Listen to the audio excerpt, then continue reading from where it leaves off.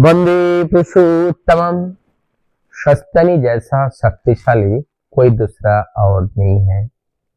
आज हम इस बात के ऊपर कुछ उदाहरण के साथ रखने का प्रयास करेंगे। सबसे पहले तो हमें जानना होगा शस्त्रनी क्या है। हम शस्त्रनी के अर्थ को जाने बिना अगर इसे करेंगे तो वो पुण्य नहीं होगा। शस्त्रनी का अर्थ है सु, अस्थि और आयन, सुंदर रूप से वृद्धि के पथ पर चलना, इसको शस्त्रनी कहते हैं। तो कौन नहीं चाहता है कि सुंदर रूप से हम वृद्धि के पथ पर चले? सब लोग चाहते हैं, लेकिन ये चाहने से तो नहीं होगा, यहाँ करना पड़ेगा। और करने के लिए जिस नियम को परिपालन करना है, उस नियम को परिपालन करने के लिए प्रतिज्ञाबद्ध बहुत कम लोग हो पाते हैं, इसलिए वो उसे परिपूर्ण नहीं कर पाते हैं। शस्त्रनी महाव्रत है और इस व्रत को जीवन में जो पालन करते हैं, दुनिया की कोई भी व्रत करने की उनकी जरूरत नहीं है।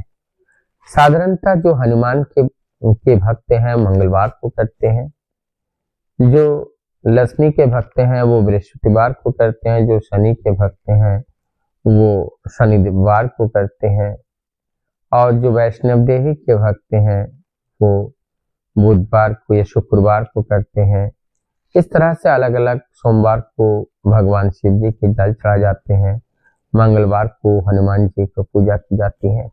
इस तरह से हर बार एक एक दिन है, ये व्रत के रूप में पार्वन की जाती हैं, उपवास की जाती हैं।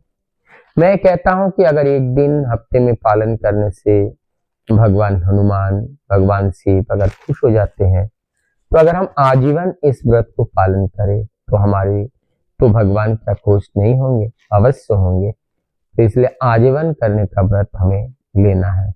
आने वाले दिनों में जब हमारा जीवन सुंदर पथ पर चलने के लिए हम चाहेंगे, तो निश्चित रूप से ये शस्त्रनी महाव्रत को हमें पालन करना पड़ेगा। इसी बीच यहाँ पर एक भक्त ठाकुर जी के पास आते हैं और आने के बाद निवेदन करते हैं, ठाकुर हमारा एक ही ये बेटा है और बेटा की बीमारी जा नहीं रहा है, इनका तबीयत ठीक नहीं हो रहा है।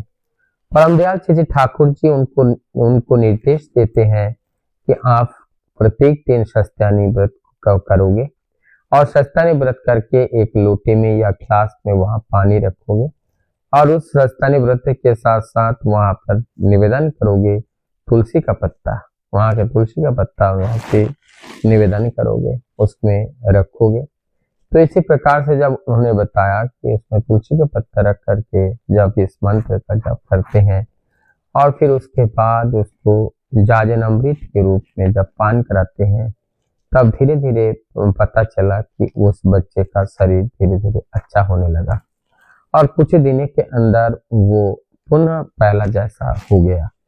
तब जाकर के जब ठाकुर जी से पूछे तो ठाकुर जी कहते हैं कि ये शस्त्रनी जो है जाजन अमृत है और इस अमृत को ठीक ठीक अगर परिपालन करके अगर हम चलते हैं और उस अमृत रस का हम अगर पालन करते हैं, जिसको जाजन अमृत कहते हैं, तो जाजन अमृत रस को जब हम पान करते हैं तो हमारा जीवन में एक दिव्यता, एक कांति, एक उज्जवलता, एक चेतना से भरी हुई ये जीवन हो जाता है।